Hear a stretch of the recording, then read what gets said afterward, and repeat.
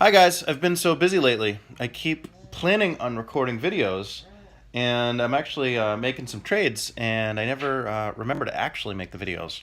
So today is October 29. It is Monday morning. It's the pre-market, and the Dow looks like it's going to be up about 200 points, which really doesn't matter if you're a long-term investor. You just keep on investing. I got some bad news from one of my friends. She said that she sold all her stuff on Friday. That was when the market was down the most. And I had to yell at her. I was like, that's the most ridiculous time to sell. And I explained to her that, when things are scariest, when it looks like all your stocks are down the most, that's the time to keep buying. So I yelled at her, corrected her. So here's what I'm buying. I bought shares of Grubhub. I bought $4,000 worth of Grubhub, $5,000 worth of Grubhub, with plans to keep those shares throughout the very long term. Grubhub is typically one of the higher valuation stocks, has a very high PE ratio, but it did drop down to the 90s. I bought some around 110, I bought some around 90. So my plan is to keep Grubhub very, very long term because it is a partial monopoly. I know there's other companies that do what they do, but really, there's no other companies that have the scale that Grubhub has. So just hearing from my buddy that owns a restaurant, and from studying it on my own, they're almost a monopoly. They're not quite a monopoly because they do have competitors, but they're almost a monopoly. Monopoly, maybe a duopoly or treopoly. I don't know what the word is. So they're growing very nicely, and I don't see any reason why that growth would stall out. It seems like they are at the peak of their growth right now, and the growth might slow a little bit, but every quarter they're adding new users, people just ordering food online, and in my buddy's situation in Rhode Island, nobody really knows about Thai Cafe if you don't live like within 1 mile of his restaurant. Even if you do, you might not know about Thai Cafe. But you go onto Grubhub and you kind of scan the restaurants that are available, and Thai Cafe pops up, and people might be like, "Oh wow, I want to try some Thai food today. Let me order." And they don't even know where Thai Cafe is. They might not even know what city Thai Cafe is in, and they get maybe a $4 or $5 delivery charge. My buddy gets a $30 order. He pays Grubhub 15% of that, which is like $4.50, and everyone's happy. My buddy gets an order that he would have otherwise missed out on, and Grubhub makes money without actually making any food. So Grubhub's fantastic. They have millions of users right now, and they are expanding into new markets. Smaller markets than they're already in, of course, because they're already in all the big markets, but they are gaining new users in the big markets, and they're expanding for the first time into smaller markets.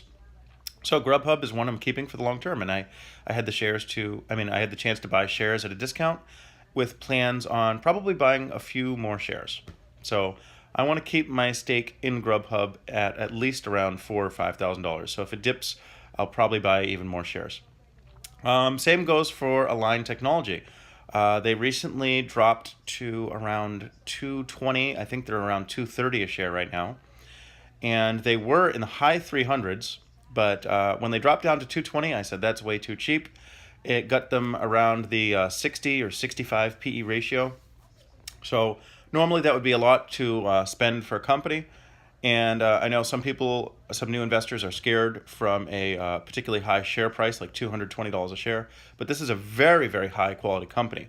Align, the symbol ALGN, they make those clear braces, and they're growing very, very nicely. Um, they're almost a monopoly as well.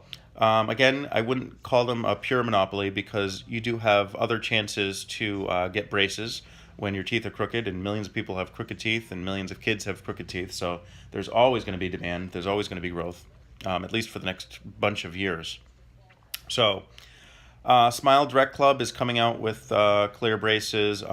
You can always get metal braces if you don't mind the look of metal braces. So they do have some competitors, but no real competition, and that's why their growth rate is so high. So their earnings in the future, if you extrapolate out 5 years from now, their earnings should be far, far higher than they are right now. Another one I bought Home Depot for my daughter. I bought her $1,000 worth. I think I bought her 6 shares, if I remember right. I think it was slightly over $1,000.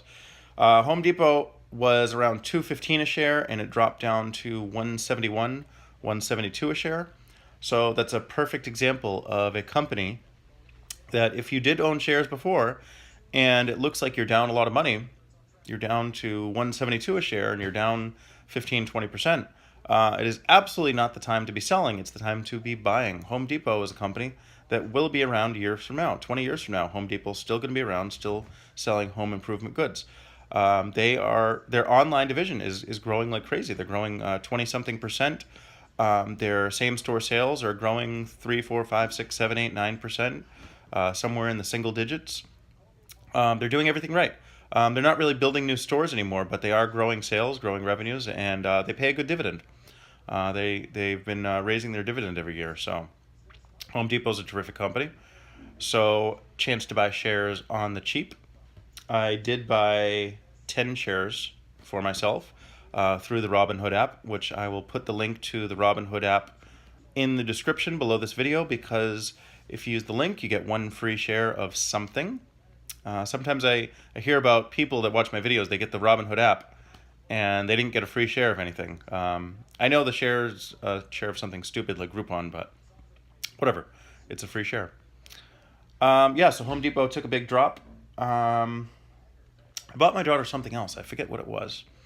I bought her $1,000 of Home Depot, $1,000 of something else, and I bought her $2,000 of an index fund. I just got her a bunch of shares of the SPY index fund. That's a collection of companies, and I just couldn't choose.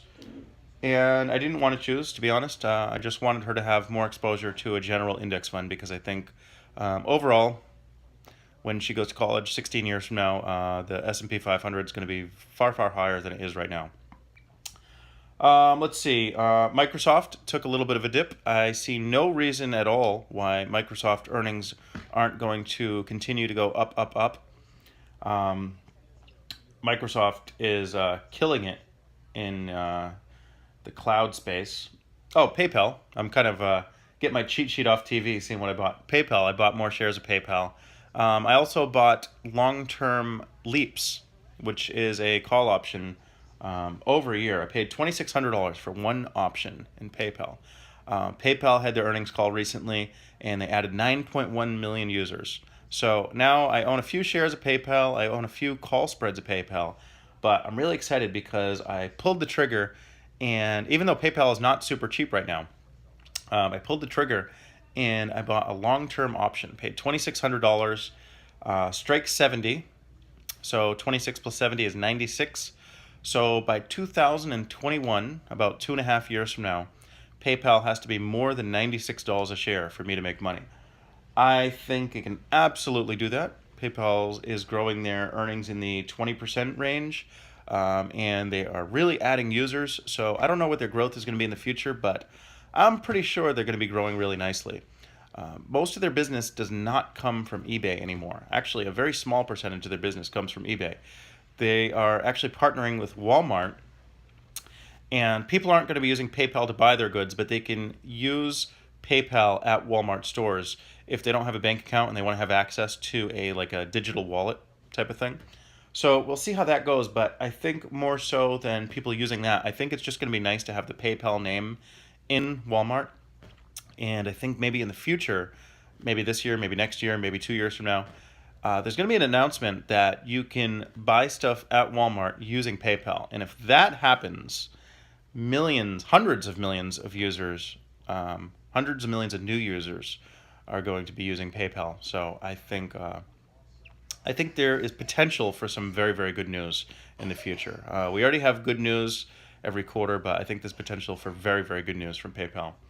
A lot of the payment companies, I think, are going to do well. A lot of the stores, I think, are going to do well because Americans in general have some money in their pockets right now. So, if you have shares of Walmart, Target, even stores that I'm not really a fan of, like Walgreens, CVS, I think they're going to do pretty good. So, yes, baby, 1 minute. Anyway, I got to go. Please subscribe. please share on Facebook, and please give me a thumbs up if you like the video. I like seeing those thumbs up. Bye, guys.